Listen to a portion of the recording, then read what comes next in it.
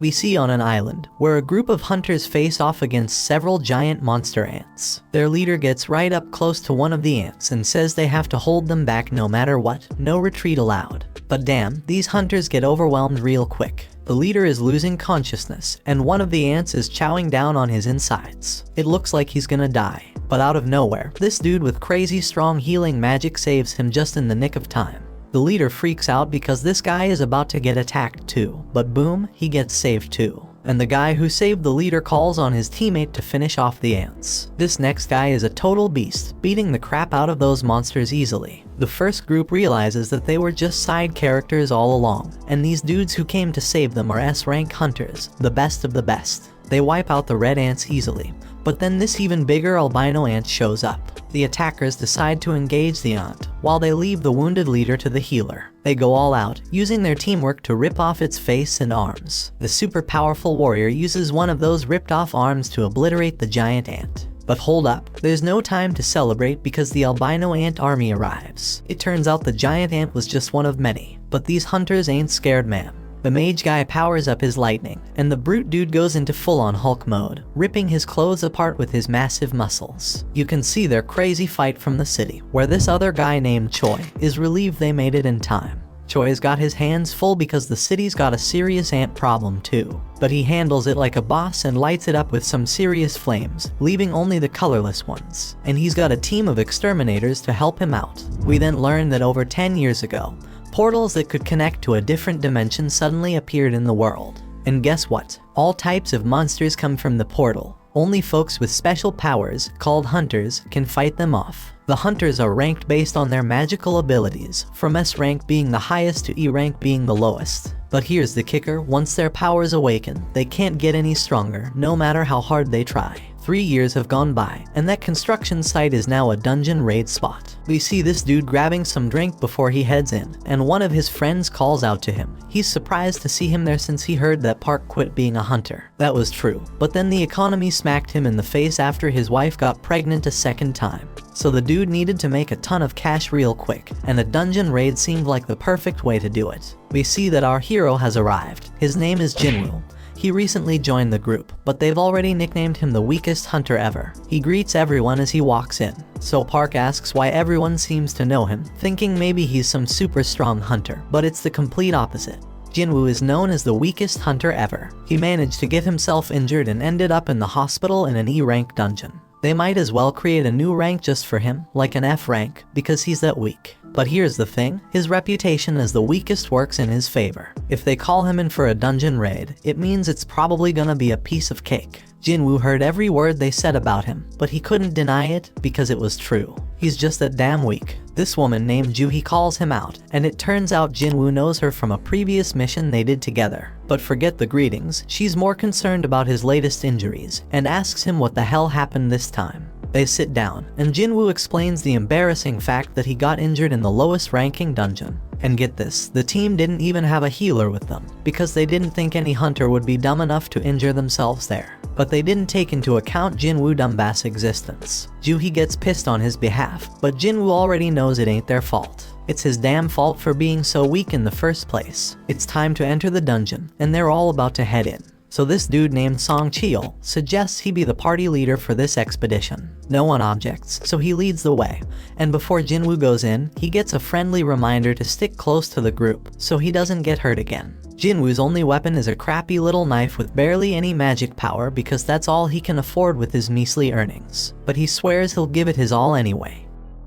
In another place, there's this president of the Hunters Association named Juhi. He just finished a meeting with the government. They warned him about something called dungeon break that they needed to avoid. However, these same people demanded that they get the goods obtained from the dungeon. The members of the association make their living by selling the stuff they find in the dungeon, so Juhi doesn't have a problem with that request. The crystals they get from defeating magical creatures are called magic gems, and they sell them for money. Now let's go back to Jinwoo. Somehow, he managed to get his hands on a magic gem. Of course, he's thrilled about finally getting one, but he quickly has to defend himself against a goblin. When Jinwoo attacks the goblin, Jinwoo's blade shatters to pieces. The goblin stabs our hero, and instead of fighting back, Jinwoo just stands there screaming. Luckily, the big guy from earlier rushes past the useless girl and saves Jinwoo. While she heals him, Jinwoo can only watch as the rest of the team does all the work. We then find out that magic gems obtained from high-ranking magical creatures can be used to make more powerful weapons to defeat even stronger creatures. Mana crystals from the dungeon can also be used as weapons, but they're not nearly as effective as the magic gems. The government wants to use these items as a new kind of energy source. It's safer, more efficient, and causes less pollution compared to other types of power. It's like the perfect green energy, and the government is desperately researching how to generate electricity from these gems and crystals.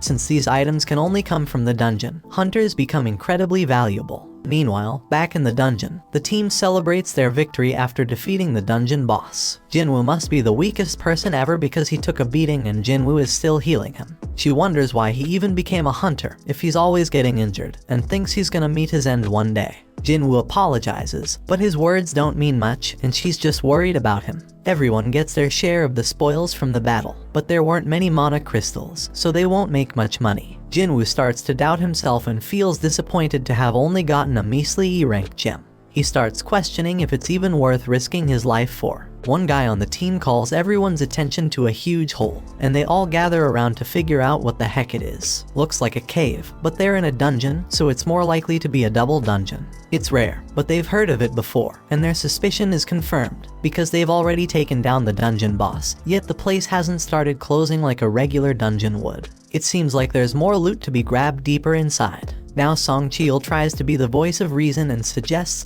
that they follow the normal protocol by informing the association about the double dungeon and following their instructions. But the team ain't down with that idea, because it means giving up all the untapped loot that's probably waiting for them down there. Then this guy Park says it's just an F-rank dungeon, and then he brings up his wife and kid, talking about how he needs to make more money to support them. Song Cheol gets the point they're trying to make, but he wants to hear everyone's opinions before making a decision. Each team member chimes in with a mix of approval for venturing deeper and the realization that this is a clear death trap. In reality, 6 voices are answering to go to the cave, while 6 voices want to turn back. That means someone needs to break that tie, and the only one left who hasn't voted is Jinwoo. The decision is left up to him, and he knows damn well that a D-rank dungeon is insanely dangerous for him.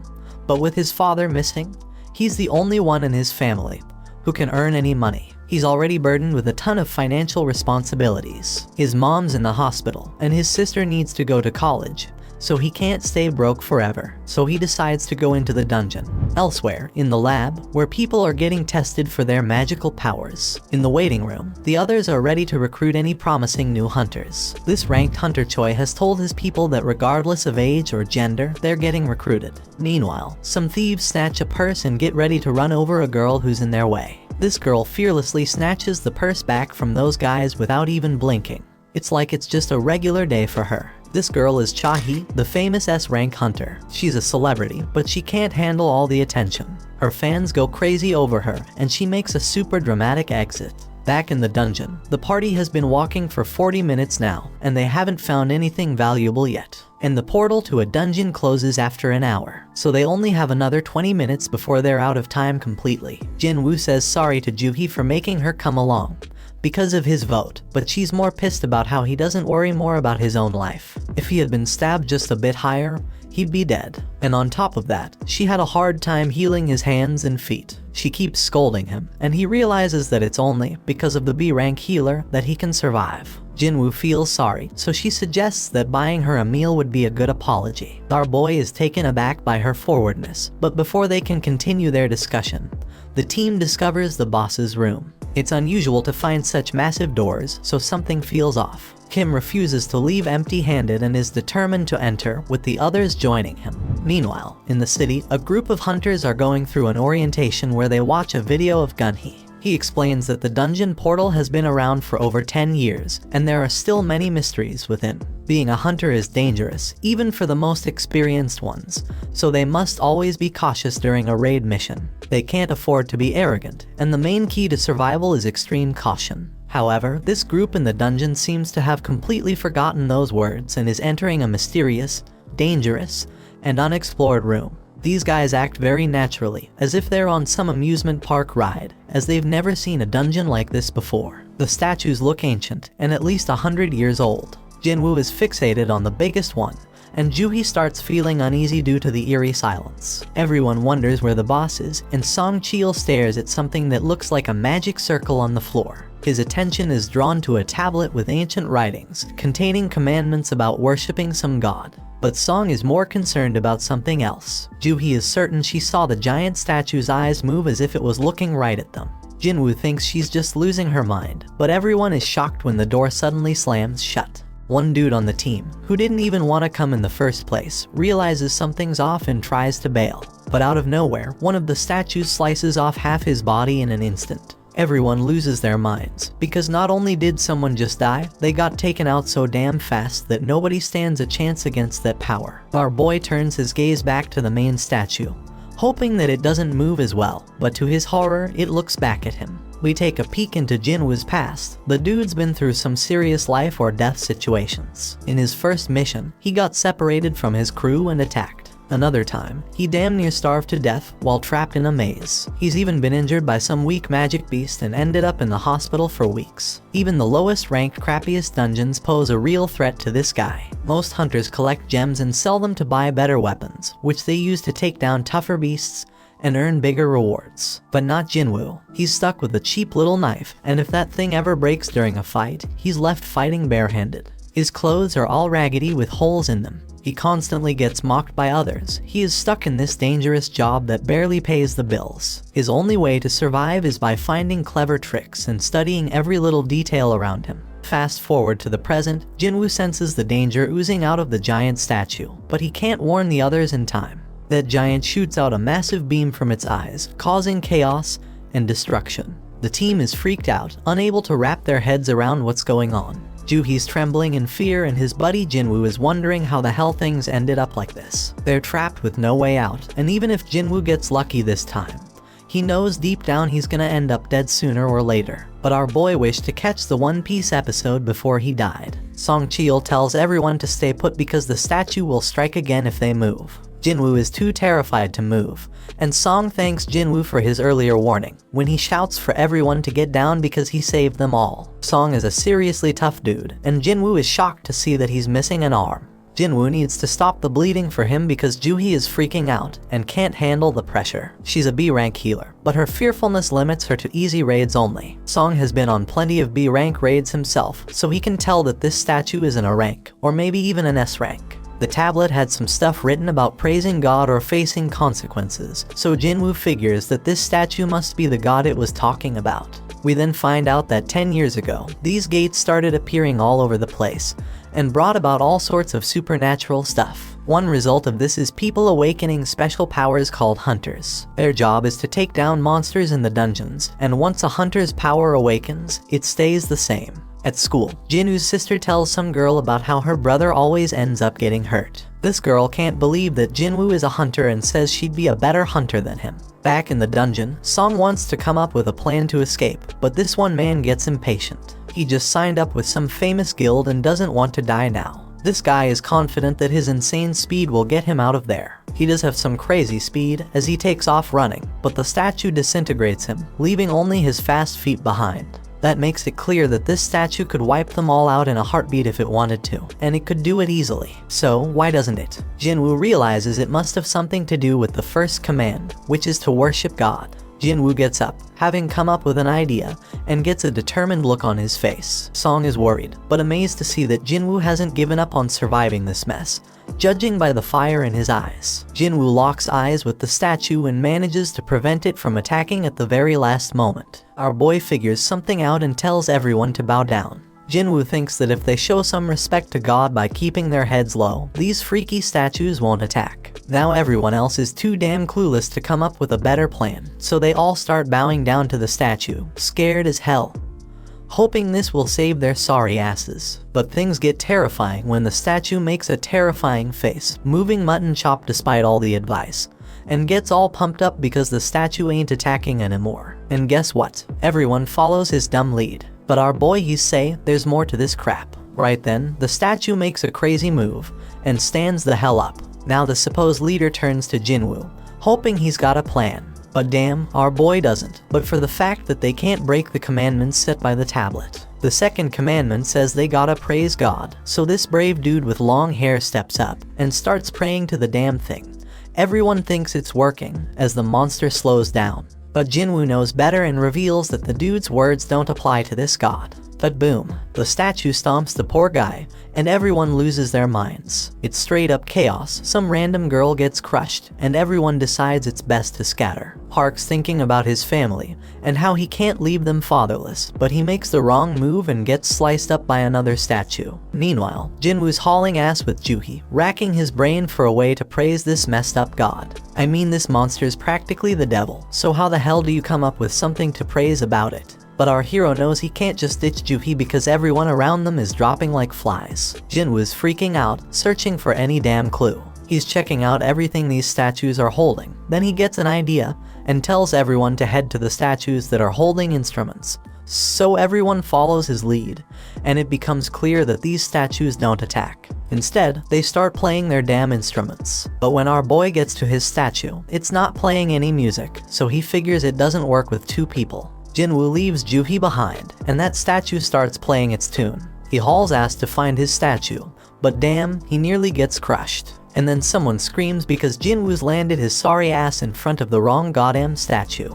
It slams its shield right on top of him, and Juhi goes nuts, screaming for Jinwoo. Our boy is still kicking, but he's in really bad shape, determined as hell not to give up. But damn, that giant's ready to finish him off for good. Jinwoo ain't ready to bite the dust, though even as that massive mofo stomps its foot down our boy. But guess what? Just in the nick of time, a statue starts singing, and we see Jinwoo made it to that statue just in the nick of time. He finally gets what it means to praise God, and the giant statue takes a chill pill and sits its ass down. Jinwoo tells Juhi he's fine, but she's shocked to see his foot ripped off. He tries to assure her he'll be alright, but she ain't having it. She's dead set on healing him, but her own body starts giving up on her. Everybody's in shock seeing how that goddamn raid went straight to hell. Some dude even tells Song that losing his arm was karma for leading them down this messed up path as their leader. Others think that's a bit too harsh, but Song takes full responsibility. But Jinwoo's way smarter than all these fools, because he knows there's no time for fighting because there's still one commandment left. Right then and there, the giant raises an altar smack in the middle of the room. Jinwoo knows them well from the legends, where they're used for offering treasure and sacrifices to the gods. The third commandment was all about proving your faith in God. Kim figures the sacrifice gotta be someone's life, and he couldn't think of a better candidate than their leader. They've all seen their teammates die, and Song's the one to blame. So Song steps up to that altar, but Jinwoo points out it ain't all his fault, since they all voted to come down there. Then fire pops up as Song approaches the altar, and he asks Jinwoo if there's something else he gotta do. Our boy, being the smartest and bravest of them all, asks the others to help him get to the altar so he can check it out. Jinwoo ain't thinking nothing bad's gonna happen to them, so they get him there, and what do they find? And they find that more flames appear. Song keeps pressing Jinwoo for answers, but he ain't come up with any yet. Song explains the gate's been open for a whole damn week, so the statues are about to start moving again before anyone comes to rescue them. Jinwoo remembers how it takes a full 7 days for a gate to open wide open, and that's called the dungeon break. When that happens, their beasts can cross over to our side. The main goal of these raids is to defeat the dungeon boss and shut the gate down before that time's up. So if they can't beat this boss right now, that damn giant's gonna come barging into our world, and that shit's straight up terrifying. Back in their world, Jinna goes to see Jinwoo's mom, and they start chatting. But damn, their mom is in really bad shape. In the dungeon, Jinwoo tells the scaredy cats of the group to come over to the altar. He predicts that they need a flame for each person. Once they do it, more flames pop up, and the damn door opens wide. They're all freaking out, thinking it might be a trap. And to their surprise, the other statues start moving towards them. Everyone is panicking, but Jinwoo keeps his cool and starts analyzing the situation. This freaking genius is something else. He tells everyone to keep their eyes on the statues because they won't move if we're watching them. Everyone follows his orders, and shockingly it works. Everyone's doing their best to keep their eyes on those terrifying statues, but then this one chick gives in to fear and tries to haul ass toward the door. As soon as she crosses the circle, her flame goes out, but she manages to make it out the damn door. Song Cheol can't figure out what the hell is happening. The door closed a bit, but the girl made it out alright. He thought we were supposed to stay in the circle, so naturally, he turned to Jinwoo for answers. Jinwoo's just as confused, but he starts analyzing everything again. Those blue flames have been burning out over time. One of the fire ones went out when that girl escaped. The first order was to revere, the second was to praise, and the third was to prove our faith. Jinwoo is damn sure that the door must be a trap.